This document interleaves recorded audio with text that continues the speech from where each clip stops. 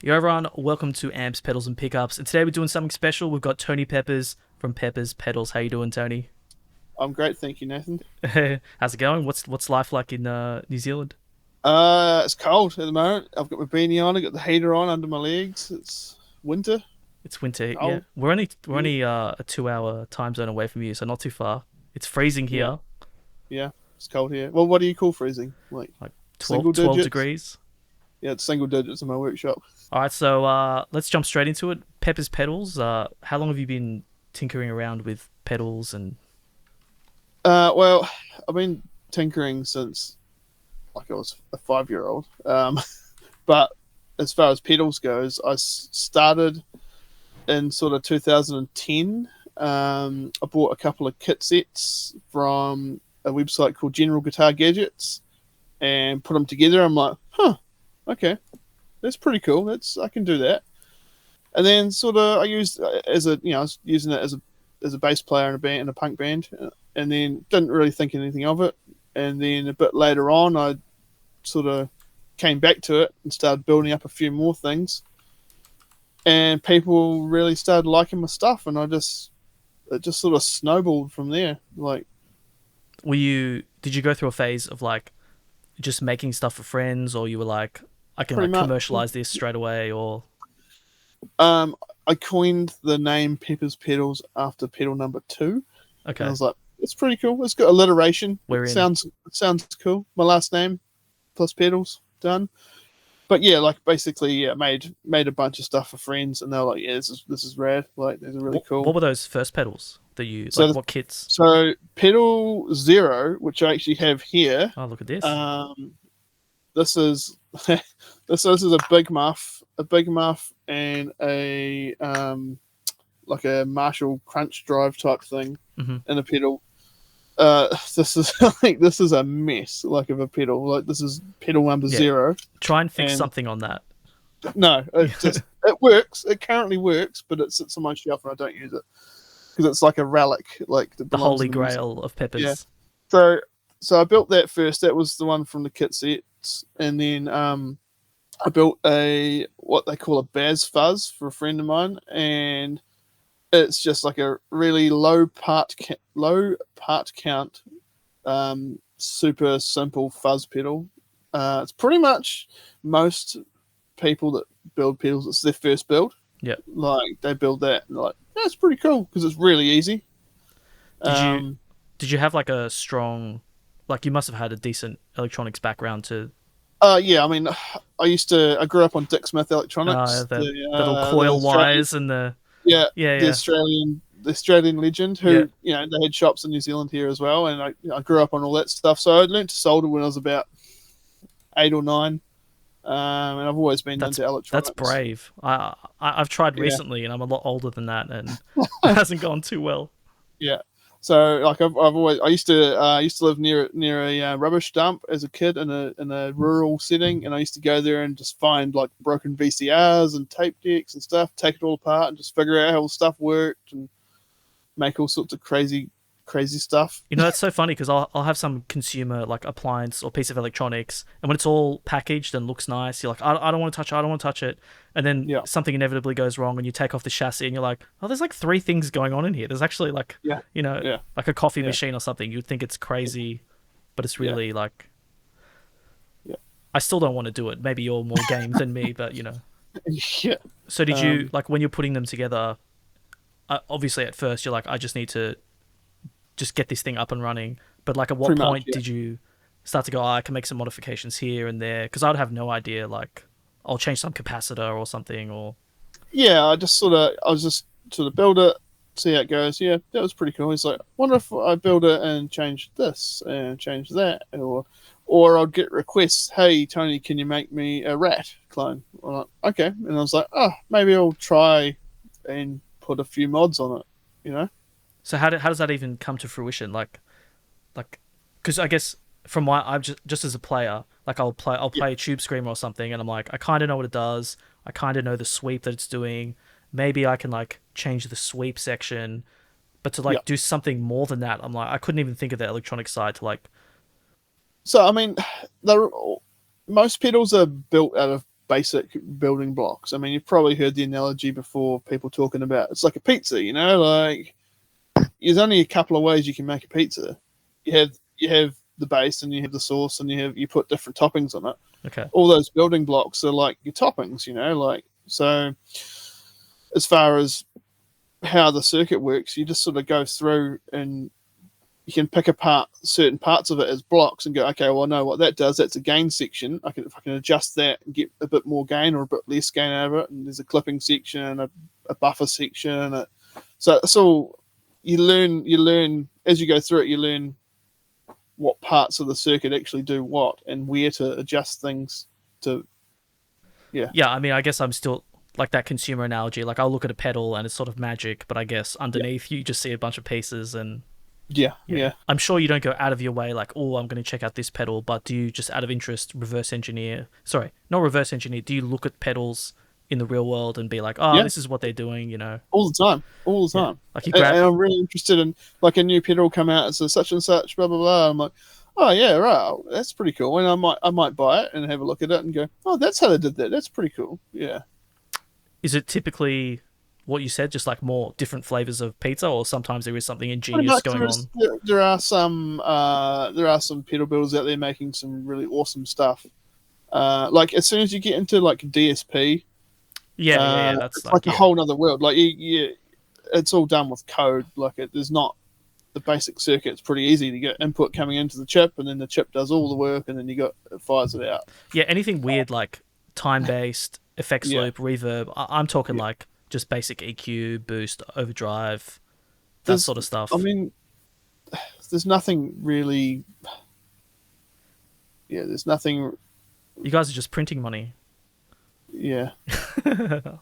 There's not. It's all sort of been done before, and we're just tweaking it slightly. Like just basic building blocks, building the Lego set a little bit differently to taste, and So you mentioned, so you say you play bass or guitar? I play bass. I'm a bass player, and I dabble in guitar. I'm not a very good guitar player. If you were, I was going to ask you what sort of guitar rig you have, but if it's just got like a Squire or something, what rig I have, like an actual guitar, actual amp. So I can see in the background I've got a JCM 800 there. I've got a 5150. I've got a Misha Mini Rector. I've got a Crush 120 orange, and I've got a Holden 50. And you probably know what a Holden amp is, being an Australian. I know what the car is. I don't know what the amp is. Really? Yeah. So Holden was a New Zealand builder, an amp builder, and he moved to Australia. He used to supply the backline to AC/DC. Okay. Yeah, breaking amps every night. Yeah, so the Holden Wasp, I think, was the AC/DC rig early day when they used to play pubs and stuff like that. Yeah, that's pretty nuts. So those amps came about when New Zealand had a trade embargo on, and they couldn't import stuff. So that's why we have. I do know this story actually. Yes. We don't have much stuff from the States or anything like this. Europe, or like in that era, like the 1970s sort of era. There's like none of those amps are here. But there's a heap of Holdens. Jansen's is another one. Jansen's a New Zealand built amp. Mm-hmm. Like no one else really gets them. Like they're just New Zealand, Australia. That's it. Yeah. No one's shipping them overseas. They're just like, I think the Holden 50 is like it's a relatively clean amp. It's a good sounding amp. Like Marshally sort of thing, or I think it's more Fendery. I'm just thinking AC/DC, so they would have just overdriven the hell out of it. And yeah. You know, speaking of living on an island in the middle of the world, I was going to ask you during COVID, like everyone seems to got hit with like electronics shortages and stuff. I'd imagine you're just copying the brunt of the brunt on that front, or yeah, I mean. During that whole COVID thing, I ran out of stuff, and the New Zealand government was like, "Don't order anything online. Don't put any extra pressure on the." Oh, really? Wow. On the system, sort of thing, and we're like, "Okay, yeah, fair enough." So I didn't order anything, and I probably could have, because I know what you mean. Yeah, it's like, yeah. But I was just like, I'll just leave people alone, like that. Everyone's in lockdown and all that sort of stuff, and I'll just I'll just use up what I have here, and then I'll order stuff when I'm allowed to order stuff again. What orders? Were your orders still coming in, and you're like, guys, oh yeah, just gotta hang. Just as I don't know if you remember when the Ola England video came out for my Satanist pedal, that happened like basically like the day after lockdown. Yeah. And I was like, oh no. Oh no. And comical. The store went crazy, and I was like, oh, I can't ship in these pedals for I don't know when. I don't know. Was that before the Fluff Dirty Tree video, or similar? Yeah, before that. That was probably my biggest. Like that was one of my, feet in the door sort of moment with getting that pedal out to Ola. I actually met him in Auckland. Oh, really? I met him in Wellington and handed him the pedal and had a big chat to him because that's awesome. He came over with the Haunted and At the Gates. Yep. So I went up and saw the bands, which I love those two bands. So I went and saw them anyway. Yeah. And then handed him the pedal, and then it was like a year later when he demoed it. Yeah. But it was like, he demoed it, and then like the store just went bananas, eh? Like, and I was just like, I had to email everybody and say, like, I can't ship anything yet. I mean, I can build all these pedals, but I can't physically ship anything until the post office is open again. Oh man. And then I'm like, because I'm on, emailing the post office lady, and like, what can we do with this? She's like, well, when we go to level 3 lockdown protocol or whatever, you can drop it off to my house and I can ship it for you. I'm like, okay. How long? I think it was, from memory, it's quite a while over there, wasn't it? The hardcore lockdown. Maybe like 6 weeks or something. Yeah, it's a bit of a blur. I can't even remember. Like it kind of kept coming and going here as well. Yeah, we were pretty good in the South Island. Like, it was North Island got hit pretty hard. Like, they were locked down for ages. For some reason, the topic's super interesting to me because it's like the influx of orders. Because everyone's at home now. Like, oh, I've got some spare money. I'm just doing nothing. I'll just order some guitar stuff. It went ballistic, man. It went crazy. What So talk to me about the Fluff and the Dirty Tree. Did you see like a huge spike from that? So the Fluff spike is my biggest spike to date. That's what got you on the radar for me. Yeah, I was sort of, I knew who Fluff was, and I sort of just casually watched his videos. But around that time is when I really like started watching them week to week, and then I saw your pedal, and I was like, oh well, he's in New Zealand. I've got to get this one day. And then I think Kyle Bull might have done a video at some point. I don't know if Kyle's done a video. I know he's done an Instagram post. There must have been a couple other people because it was like this series of. Yeah, Ben Ella's done one as well. Ben Ella's done a couple of videos on it. Yeah. And there's a few other YouTubers. I need to get it out more YouTubers, but the guy with heaps of amps, I can't remember his name. Like Luis Torres. Yeah, he's done a couple. Yeah, a couple. He's done like 20. Okay, yeah, that's I've seen a couple. Is what I should say. That dude is awesome, man. That's pretty much what kickstarted it. That pedal kickstarted that. Luis Torres kickstarted the craze for that pedal. Oh wow! He would do a video. He's ordered a bunch of them. I see. Like, he's got 5 of them, I think. Yeah. He would do a video and he would post it across all the social media pages he was in, all the groups and everything, and then I'd just get like this like dribs and drabs of orders come through, and then I'd see a few names. I'm like, oh, like I recognize that name. Like, that person plays guitar in that band. I'm like, wow, well, that's pretty cool. And then I just like the orders would come in, and then like I was getting to the point where I was like, oh, I need to like streamline this a bit more because the orders are getting faster and faster. Like, the word's getting out. And then I started, because at that time I was like hand drilling everything, and then doing a water slide decal, and then powder coating that, and then like the enclosure prep was a big. It just doesn't work en masse. Time soak for me. Like, I'd spend 3 hours on the drill press, like, and then like a couple hours doing decals, and then an hour or so batch powder coating them all, and then that was like a massive. So I got into, a friend of mine owns a printing company in Hamilton in New Zealand, and I got talking to him. He's like, oh yeah, I could totally print your enclosures for you. Just send us a sample one, and we'll see how it goes. And like, because he's a mate of mine, and he's into music as well, he plays in a band too. He's like, oh yeah, he gives me a really good rate, and awesome. I worked out how to do how to get my enclosures pre-drilled. So I pay a little bit extra for my enclosures, but they're pre-drilled, powder coated, shipped to him. He prints them, then they come to me.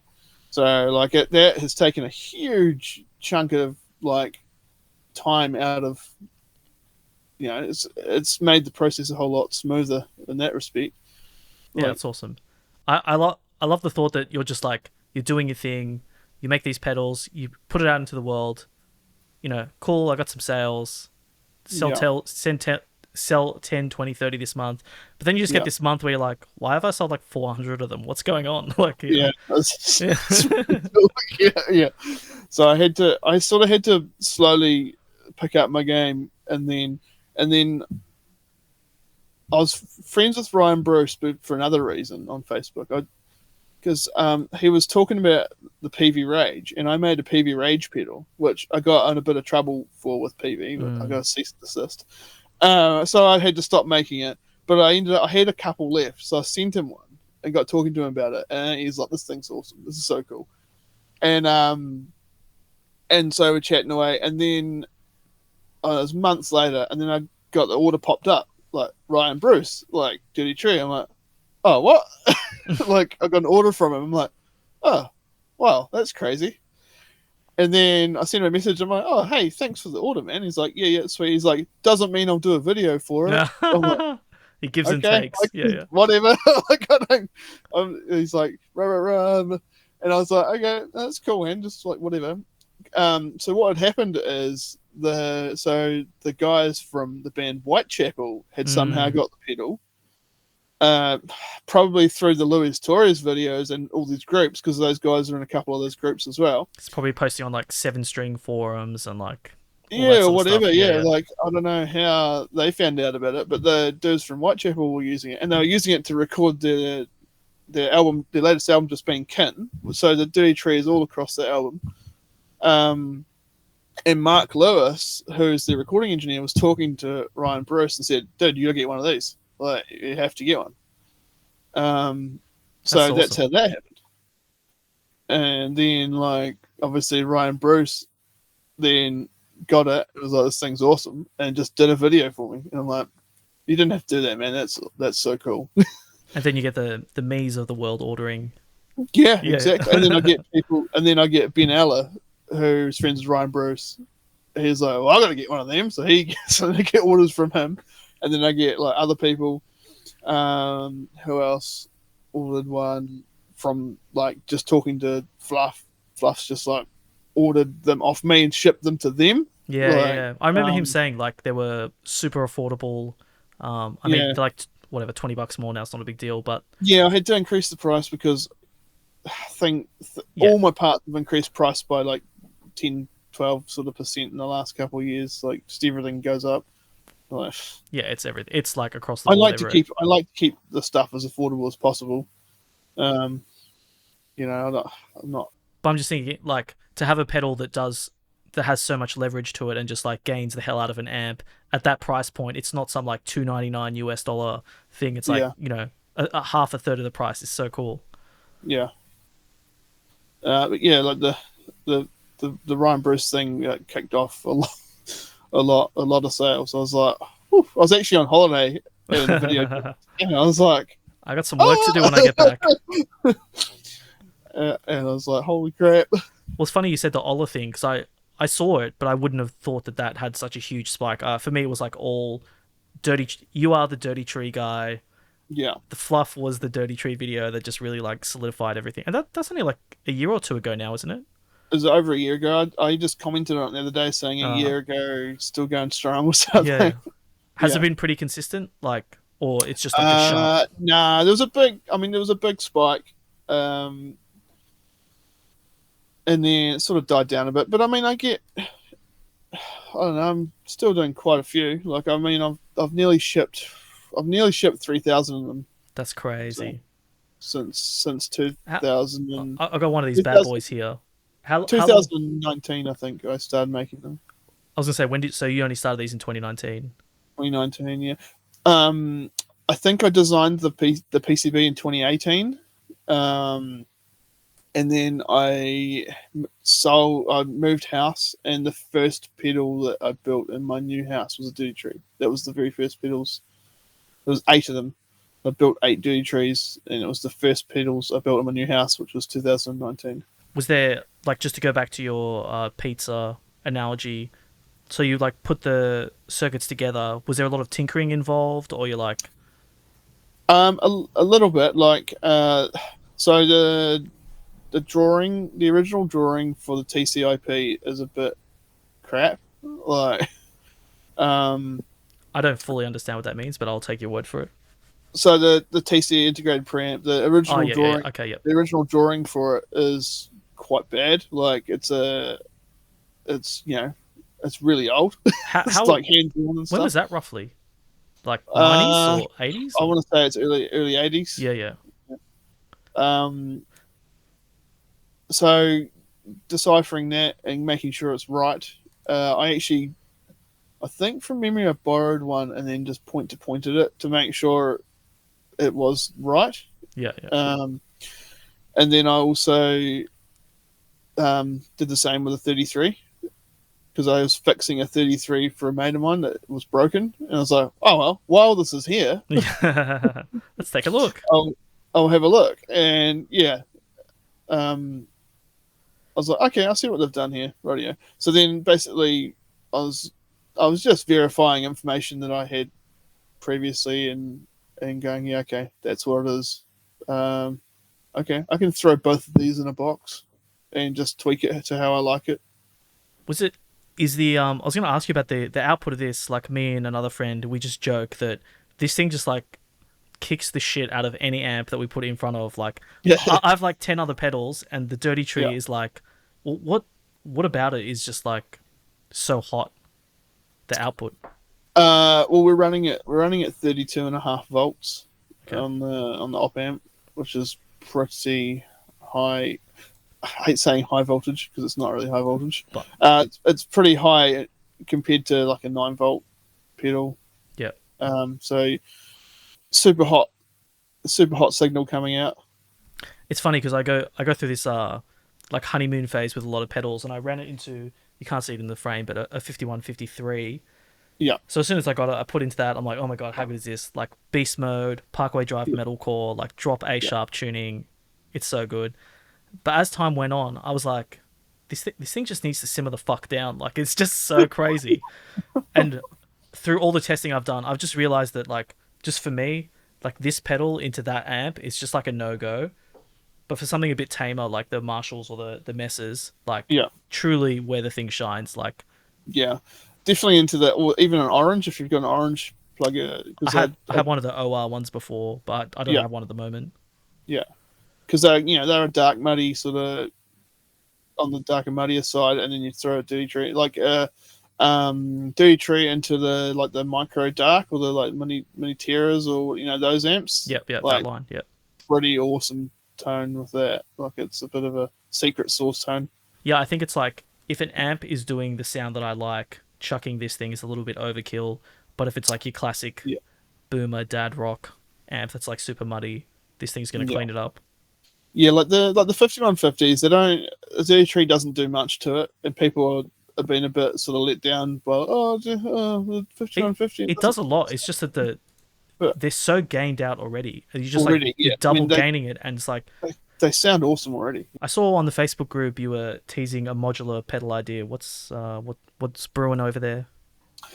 So a while back, I made a pedal. I think it was in the early 100s. I made a pedal called Drive Squared, which was essentially a Tube Screamer style pedal and an OCD style pedal stacked into each other, and you could flip the direction of which one went into which one first. And I only made 4 of them from memory, and they all sold pretty quickly. And then I sort of left it in the ether and haven't done anything with it.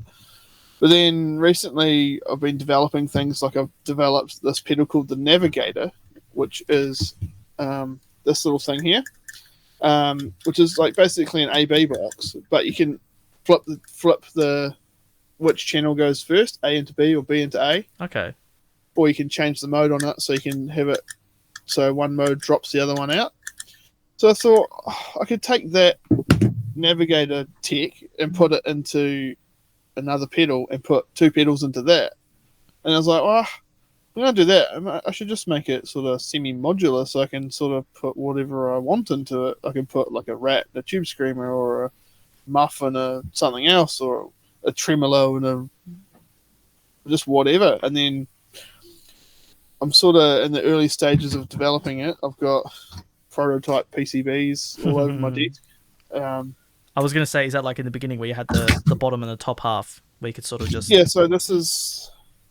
I can't get. I actually can't get that one off because of the way I've designed it. So this is the brain here, and then this is the module. The module. And then there's another module here that get it in focus that can slip onto there.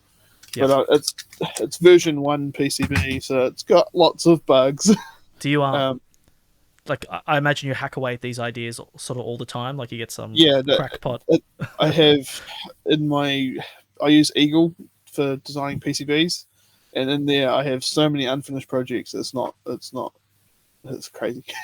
It's like there's like 50 unfinished projects. I'm like, oh, one day I'll get back to doing that. Oh, blah, blah. And this one's been sitting there like dual drive, and it's been sitting there for years and years and years. And I'm like, I should just like copy the navigator file, put it in there, and like reroute it all, and then just put like some modules in there. And I was gonna say, do you sort of come up with these ideas, or it's like people have asked you things and sort of like, is it a request or it's just a thought? Some people request stuff, some people suggest things.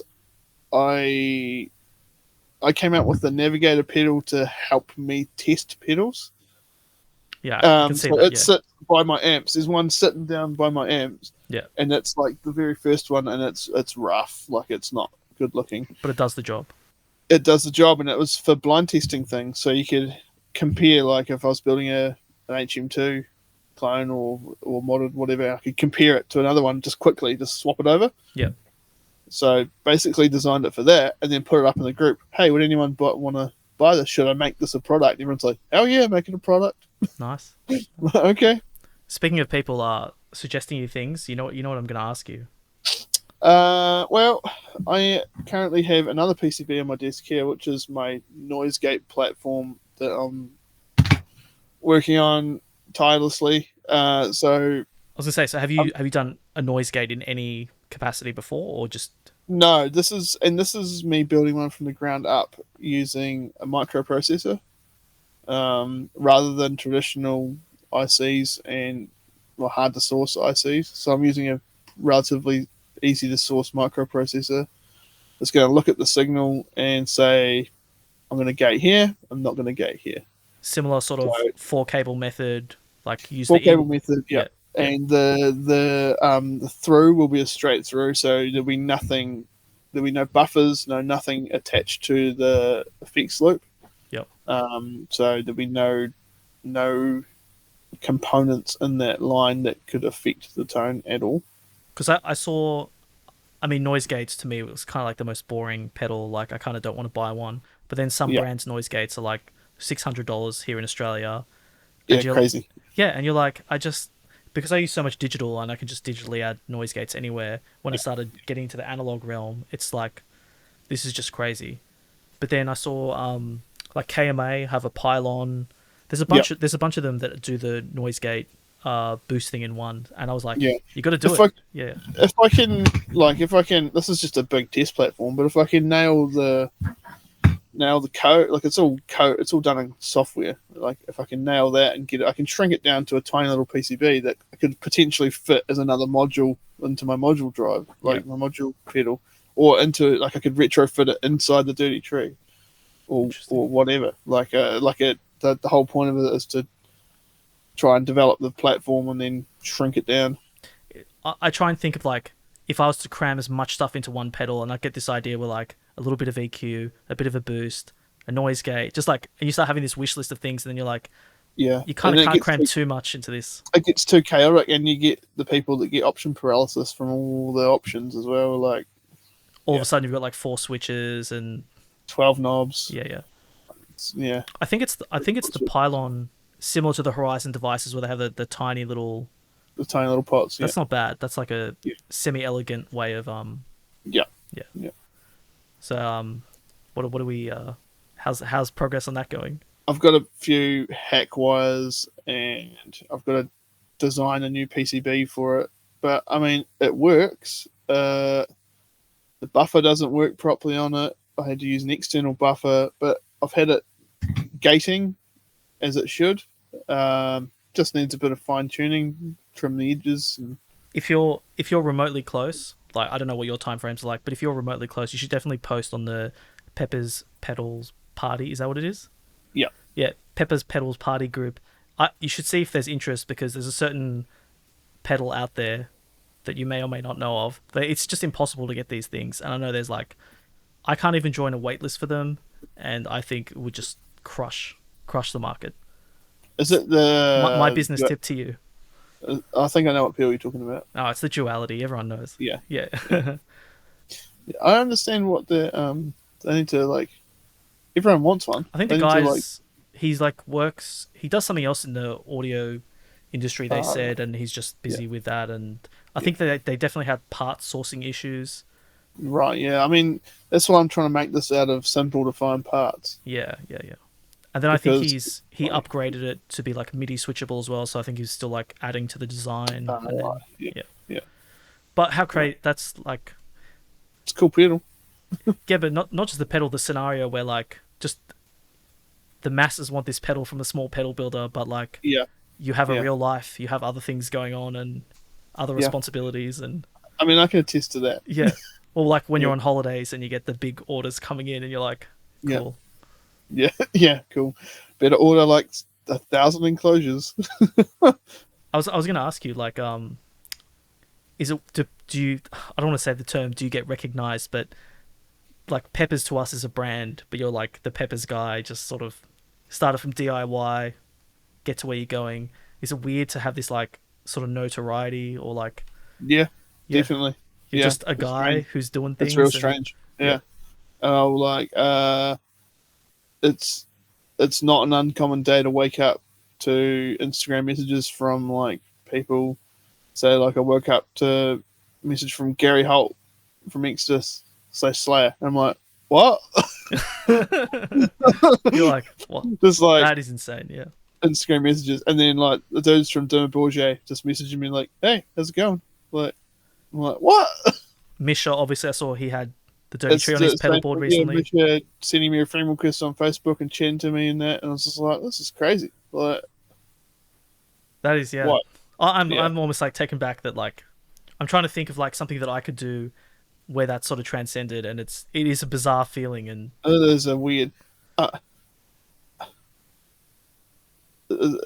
I famous now? Yeah. Like, is that how that works? That's so funny. I don't know. I don't know what New Zealand like, but I feel like even living in Australia, we're sort of outside of the world. Like no one sort of takes us. Yeah. And so like, I mean, New Zealand's even 2 notches worse than Australia. So for those bands to be hitting you directly is like, it definitely ups the stakes of like how cool that is. Like for me to ship a pedal to the US is like 9,000 miles. Yeah. For me to ship a pedal to the UK is like something like 11,000 miles. Like, and then these people want my stuff and they're ordering it. They don't mind paying for the shipping. Like, it's going a long way. Right, so I don't know if you've seen a lot of my content here, but heaps of it has been like Tone X, like digital cloning, NAM, the neural amp modeler stuff, obviously Kemper, Quad Cortex. There's almost like a bit of a risque question asking you, but do you mind people cloning your stuff? Is it how do you see it? I don't really care. Like, if they want to if they want to copy my stuff and turn it into a digital thing for everyone to have, like, I don't really mind. Like, I guess it's like a compliment, I suppose, that people want to do that. Yeah.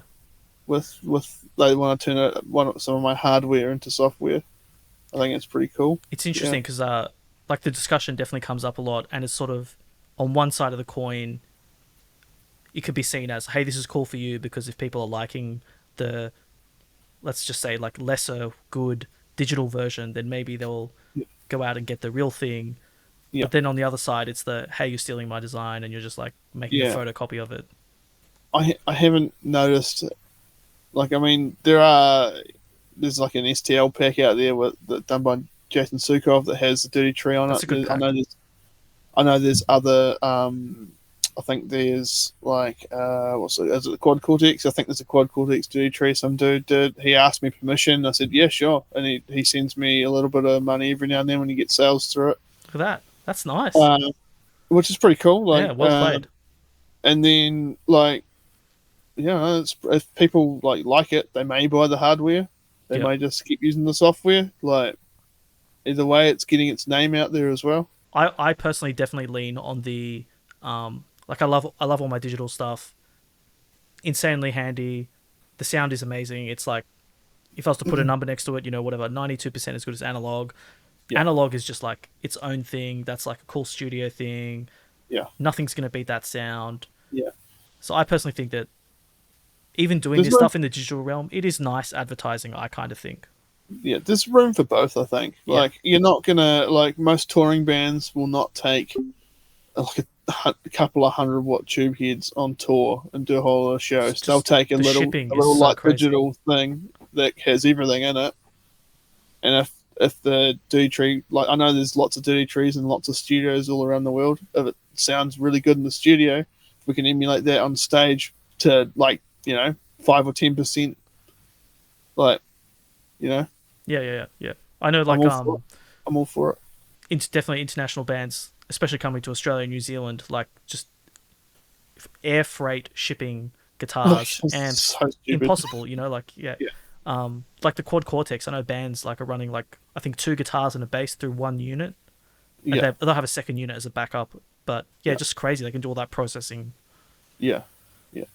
And it's only getting more and more powerful as well. All that stuff. Well, as people adopt it, the technology gets better and better, and like it just evolves into like, maybe what's going to be like in 20 years, like all that stuff.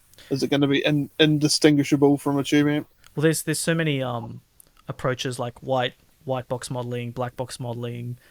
Then now obviously the neural network stuff with NAM and Tonex. Are you in tune with the fractal gear at all? To be honest, I don't know about any of this stuff. That's fine. So his approach is sort of I know the names, and that's pretty much it. Like, So I know that he does like component level modeling and has some like source on top of it. So I know that like he gets amps and schematics and all that sort of stuff, and then he sort of does like pretty much emulating the whole circuit, and then that's how he gets his results as opposed to just like listening to signals. Yeah. I should look, if you're so indifferent, I should if you send him one of these, he might even be able to get it onto one of those units if you don't care about that stuff. Yeah, could do. Yeah. I'll drop it on the message board and see how that happens. It's just interesting. Like, there has to be so many of you, and then there's like a few of them, and like the world's just never, coalesce or like cross over. Maybe it takes someone like me to bridge that gap and make it happen. Maybe, yeah. I don't know, like, just gear is gear, like, Gear is not just gear. Gear is life. Gear is serious. It's a religion. We've got to have stamp our authority on these things. Yeah. No, but I know like he's obviously the guy from Fractal, would like he's got obviously tons of clones. He doesn't name anything, but you can sort of guess what the names are, like Horsey, whatever. But the Horizon guys, they have an official Horizon Precision drive because they have that stance that I don't care, like Yeah. So that's cool to see that stuff here and there. All right, let's talk about your latest and greatest pedal that I've ordered. Talk to us about this. What is it? The Fire and Sword. So that is a collaboration between myself and Highwind Amplification. Yep. Highwind is famous for their Direwolf overdrive. I don't know if you have one of them, but I don't have one. But that's another one. You kind of have a light edition of it now. The Fire and Sword. So Jordan's a good friend of mine. He runs Highwolf, and we talk all the time. And we've been talking about this pedal's been in development hell for like 2 years. Yeah. And I'm so stoked that we got it out finally. But this is basically, he wanted his Rockaverb Mark III in a pedal. So he's painstakingly reverse engineered his own orange Rockaverb Mark III and all the PCB work. Because I do Jordan's PCB work for him as well. Okay. Where's he based out of? It's like, he's based out of Salt Lake City or Utah. Okay, yeah. States, yeah. Yeah, so we're like, yeah, let's do it. So I did it all, and we had a couple of prototypes, and it was, it's pretty good. And then I was like, well, I said to him, what if we like throw like the Dirty Tree and Direwolf in there as well, make it a bit bigger, and like add a couple more knobs and stuff, and just like pump it up a bit. What is it? And I actually sent him a Dirty Tree, and he obviously has his own pedal, the Direwolf, and to throw in front of the Rock Reverb and see how he liked both of them. He's like, yeah, I like both these flavors, like, and let's do it. Let's throw both of those pedals into that pedal as well. Yeah, I feel like the Direwolf and the Dirty Tree have a similar crossover in fan base. Yeah, just like annihilate my amp. Yeah. Most. I mean, you'll see it on the groups and the forums and that. Most people that have a Dirty Tree will also have a Direwolf, or vice versa, or whatever, like, or people will be like, no, that's better, this is better, this is better. But I mean, it's all just flavors, isn't it? Yeah, I noticed when you were talking about the switching tech, you must have like the same sort of thing in here. Kind of like, yeah, I just, because you said you can run them. Yeah, there's into each other or independent. Yeah, there's a dip switch in the back you can set. It's pretty complicated, and if you don't want to mess it up if you don't know what you're doing, but I mean, this is what the back looks. There's no switch on the back. No, inside it. I know. I'm saying. So we ship it as not independent. So one into the other. One into the other. So bypass is bypass, and then boosts that circuit. But you can get inside and flip the switches and have them one or the other. Yeah, but I mean, essentially that the whole point of this pedal would be your rig on a board, that into a power amp, and you take that wherever you go, and that's your tone.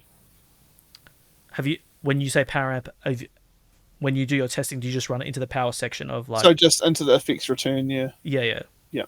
Have you used it with like dedicated like matrix power amps and that kind of thing? No, I mean, I've tried it into the 5150, the JCM800, into the Crush 120. So I tried it with a couple of different tube amps in a solid state, just to see how it goes. And then Jordan has done similar testing at the other end, where he's plugged it into his actual Rock Reverb and like switched between them to see. I saw that video. Yeah, it's like there's a little bit, but it's like I mean, it's super close. It's a JFET emulation of tubes inside that pedal. So it uses a transistor, what they call a JFET, which is a field effect transistor, that to model a tube. Kind of like the digital stuff. Like, I don't know too much about JFETs, but I know when I was looking at interfaces and stuff, they would always talk about like JFET inputs and. So like, kind of like what the digital stuff does with emulating things, we've just basically done it electronically with JFETs to emulate tubes. Does that take a fair amount of like tweaking to get that right, or it does what it does? Like a little bit. Like you gotta you gotta set the bias right on the JFETs, otherwise it'll sound like ass. Like yeah. And what about people get in there and mess with it, and it doesn't sound good. Like running this straight into an interface. You can do that. Yep, sounds good. Yep. Yeah, I really need to review this. I got a bunch of pedals. Yeah. But I got to get onto this. So straight into it, but you want to you want to do it with Gibson as well, because otherwise it'll sound. Oh yeah, of course. Real bad. Yeah. Actually, I was going to ask you about like pedal buffers. Somebody was asking me, and I was like, I don't know too much about buffering pedals or. Buffers are handy when you got lots and lots of cable length. Okay, but just like short stuff here into like this sort of rig, it's not really. Yeah, I wouldn't really bother. And if you've got a Boss, any Boss pedal in the chain, you've got a buffer there. So what does it do? It just sort of like when you have a really long cable run, cables add capacitance and resistance, and a capacitor and a resistor creates a filter, like a low pass or high pass filter. So adding that into that, it just starts shaving the tone. Changes the tone. So what a buffer does is it brings that back up and get out of here. Yeah, pretty much. Just brings that impedance back up and just spits it back out. Takes in what takes in high impedance, puts out low impedance. And so effectively, if you're testing things and you test like the ideal scenario, it sounds fine, and then you test your bad scenario and it also sort of sounds fine. There's no need for a buffer because there's no tone loss. It's nothing. Yeah. I'd say yeah. And then like most mass-produced pedals, like say your Bosses or your like not boutiquey stuff, like because all boutiquey stuff use like the big clunky these foot switches. Where these guys, yeah. So the true bypass foot switch, so no buffers, but you could have a full true bypass board and it sound like crap too because you've got all that wiring and you got no buffers in it. So yeah. I mean, they're good and they're bad. They've got a bad rep because there's some pedals out there with really bad buffers in them, and they've got a bad rep from that. Okay. Like the earlier Boss pedals had pretty bad buffers in them, and if you stack them all together, it just sounds like crap at the end. The Fire and Sword is the latest and greatest thing from you. Is there anything else coming anytime soon? What have I got coming? Oh, just that dual drive, like the dual. Yep. So that's pedal, next up on the list. I don't have a name for it. I don't really have a. It's just a work in progress, really. Didn't I suggest the Sonic Mega Drive? Yeah. Maybe. I don't know. Just another copyright name there. yeah.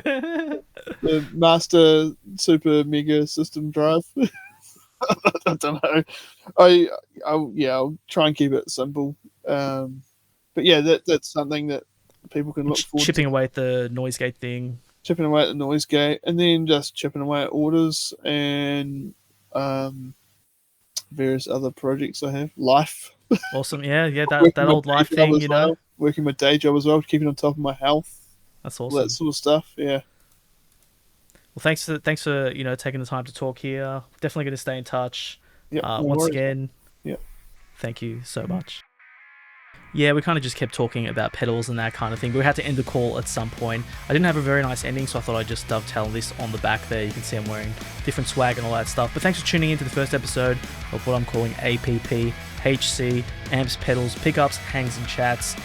Tony Pepers from Pepers Pedals, super awesome guest. Thank you so much for coming on. And don't forget to check out his store. It's pepperspedals.bigcartel.com. I'll leave a link in the description. Just having a look now. He's got some muffs.